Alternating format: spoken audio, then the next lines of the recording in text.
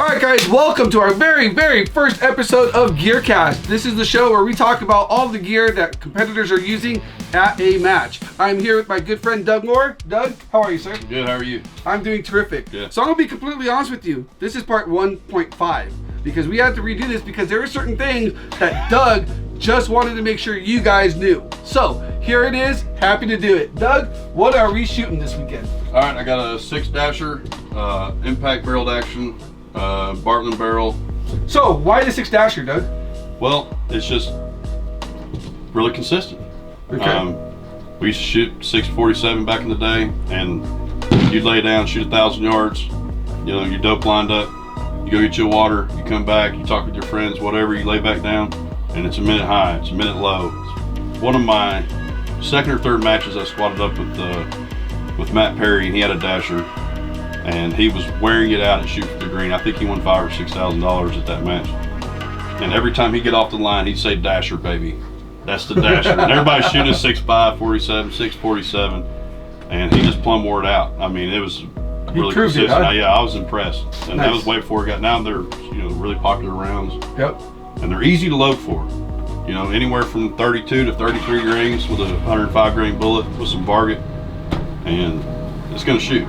I've got a foundation stock, Tangent Theta scope, Cyke-pod, and a Tac Sport Pro trigger. Why the Tangent? Okay, so the biggest deal. I'm a big Night Force fan. Yeah. That was my first big purchase on a scope. I love Night Force. They're tough as nails. At first, they didn't have the best reticles. They got H59, they got T3s, and now they come up with their own now. The biggest problem was the eye box. We're all about shooting positional. You get in a funky spot, and you spend a lot of time sitting here doing this number. Right. We all have done that for sure. This is a very forgiving eye box. Okay. After I stopped shooting Night Force so much, we went to a Schmidt. Schmidt has a very good eye box. They might shift around on you a little bit. We got a little joke, shift and bender, but really, I never had no problems with Schmidt's. But the glass and Tangent seem to be a little better. The turrets are just beautiful. And it's crazy that's that audible. Audible is insane because a lot of people don't realize when you're down and you're shooting, whether it's prone, positional, or whatever, when you're under the clock, if you can hear how many clicks you're doing, you don't have to necessarily get off the get off the glass to look. Right. So that's huge. Yeah, if you're shooting a mill and then you need to go, 1.5, you just count 5 while you're looking at the scope or trying to find a target. Yeah. You kind of multitask there. The Tool Zero is awesome. That's why this Allen wrench is here. I used to carry that around for zeroing my gun or a turret slipped or something, or somebody else needs one. It was always there. But these are all toolless now. These are all toolless. It's the easiest thing in the world. A lot of these became famous. Everybody's shooting them. Everybody's getting them. Everybody begged for a better reticle than the Gen 2 XR. Right. Came out of the Gen 3 XR, and it's a very, very nice reticle. It's the money. Yep. And I never took the parallax is, you set it to damn near infinity, and you ain't got to touch it. Nice. Now, what rings are these? I noticed this back ring, however you want to look at it, the back ring has a bubble level in it. Yep. So what rings are these, and why the bubble level? So these are Hawkins rings, and that's what was at Butch's Guns in Woodward. So I don't use the level. You don't use the level? I don't use the level. I think it's kind of maybe a little bit of a myth. Okay. Unless you're doing this, shooting at 1,000, you might not hit something. Right. But for most everybody, when you get squared up behind your gun, you can tell if that reticle's canned or not. If that's square. Yeah. Okay. That's definitely fair enough. Now okay, I know what most of this stuff is. What's this thing?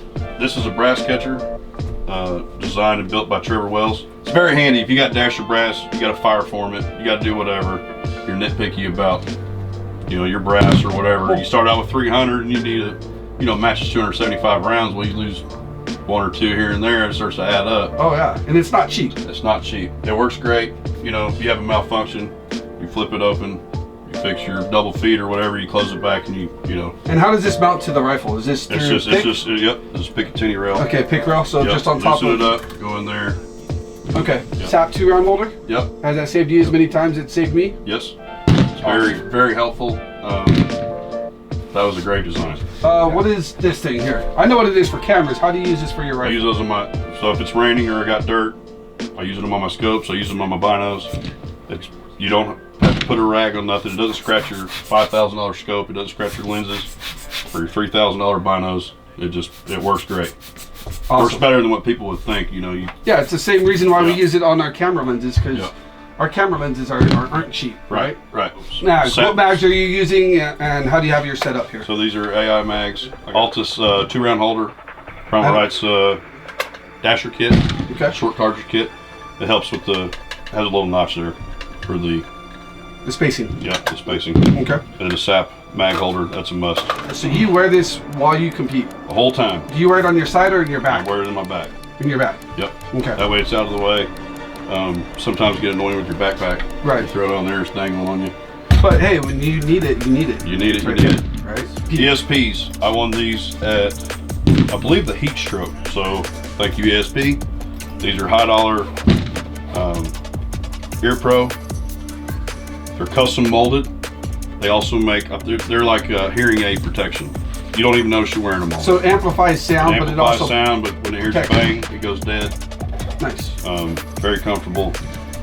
Expensive, but worth the money. And you're saying expensive, but worth the money. Your hearing, you can't fix it. Yep. I mean, there's things that you can do to make it better once it goes bad, but you can't fix it. So if you're gonna get into this sport, you know, yeah, it's great to have a $10,000 rifle. And if you have $20 Ear Pro, you're missing the mark. We bad. Man, those guys are awesome. They've been doing this a long time. They've been supporting all the matches. Yep. Those guys give back tremendously. I use the heavy single feel. Yep. Mini fortune cookie. That's the only bag I carry. I love it. So it just works. It just, how that heavy feel, it just goes over everything and you're solid. I mean, it deadens. So you're a lefty, so we're kind of in a unique position here with how this is set up. Show me how you use this bag as a rear bag. Instead of messing with your bipod every 5 minutes, you can do this number here. You flip it over to the side. Obviously, you got your squeeze. Right. You flip it in the crest here and get it, get some more elevation that way. And it just works great, and it runs, rides the barricades. Awesome. RRS tripod, best tripod out there. You're just gonna have to spend the money and get it. They're not cheap, but they're worth the money. They're not cheap, they're worth the money. I mean, they make a great product. They're one of the first ones to come out with a carbon fiber tripod, I'm pretty sure. And they're huge in the camera industry. I got a Gray Ops. I like this. I do a lot of hunting, and I like glassing with my Swaros. These are the EL1250s. Way better glass than the SLC15s. See so much more trace. So much more comfortable. And 15 power sometimes is a little much. But I like code witnessing with my Vectronics, my PLRF 15s. There you go. This plate works good for that. You can take everything off, put a bag on it, use it as rear support, or shoot off of it, what have you, if you got to move quick. So this plate, I love this plate. The foundation stock, I've shot a lot of chassis, I've shot a bunch of stuff. When you shoot a chassis, you'll always have usually you have an audible dong. Can't explain it, don't know what it is. This thing is dead. It's just recoil, that's all you got. It's a dead, it feels good in the arms. Traditional stock's probably gonna feel better than a chassis. Now, the foundation stocks are made out of micarta. Yes. Right? So micarta is a fabric, and from what I understand, I don't know if you know, but maybe you can explain it to me. The way that micarta is put together is kind of like fiberglass or carbon fiber. I think it's how you press together like layers, yeah. Right? I'm not 100% sure.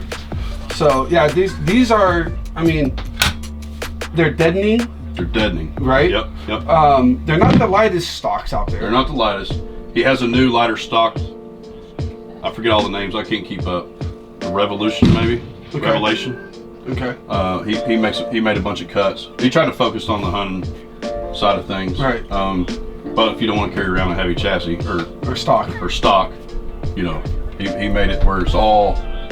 He cut a bunch of stuff out inside of here on the sides, just lightened it up. Nice.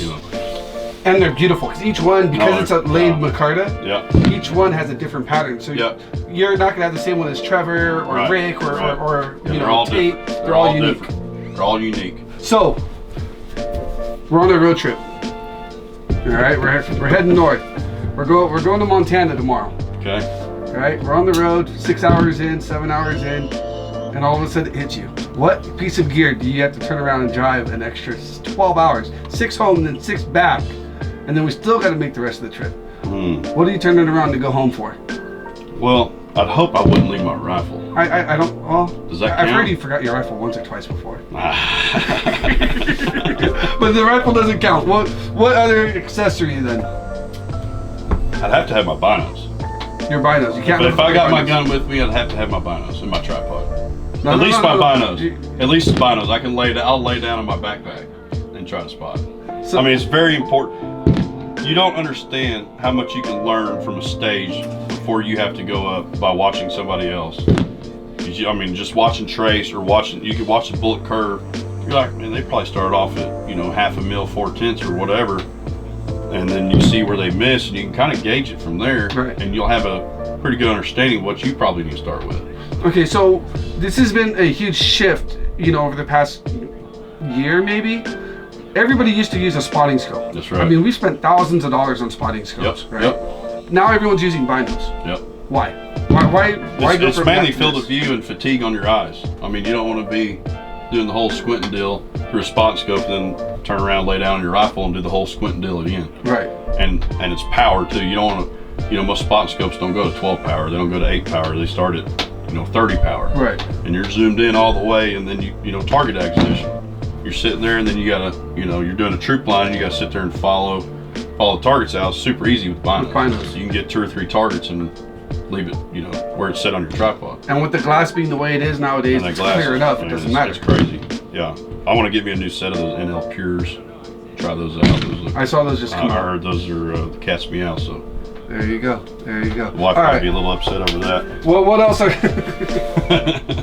What else are we missing here? I think we covered just about everything. The Cyke-pod. Oh, the Cyke-pod. Man, I love that thing. I started out with a Harris, and really Harris is, A lot of the top guys still use the Harris. I love it, and there's, it comes in handy. You shoot off the tires off a bipod, and you just drag the gun down, and the bipod folds. Right. And then you can get underneath and do what you need to do. But this thing, I mean, it's amazing just how much versatility it has. I mean, you have 180 degrees of panning, and just the cant. The cant is what I like the most. It's super easy just to run it down. Most bipods will only let you cant. You still can't get level. You'll only be right here. You can cant this way and get level on your rock or whatever kind of prop you're on. So you can cant almost 180 degrees. Yeah, the cant is just amazing. That's what I love about it. So is it worth the $500? I think so. There you go. There you go. All right, folks. Man, I really appreciate you. I know we got a big match this weekend. Yep. I appreciate you taking the time to stop in and do this video with us. Thank you. Doug, man, I missed you. It's been awesome seeing you. Appreciate it. Congratulations on everything. Thanks. You guys, until next time, we're going to be doing these videos as many as we can at every single match, talking to everybody from different states all over the country. You guys, we really appreciate your time and you guys watching. Until next time, be safe, keep shooting, and we'll see you all at the range. Take care.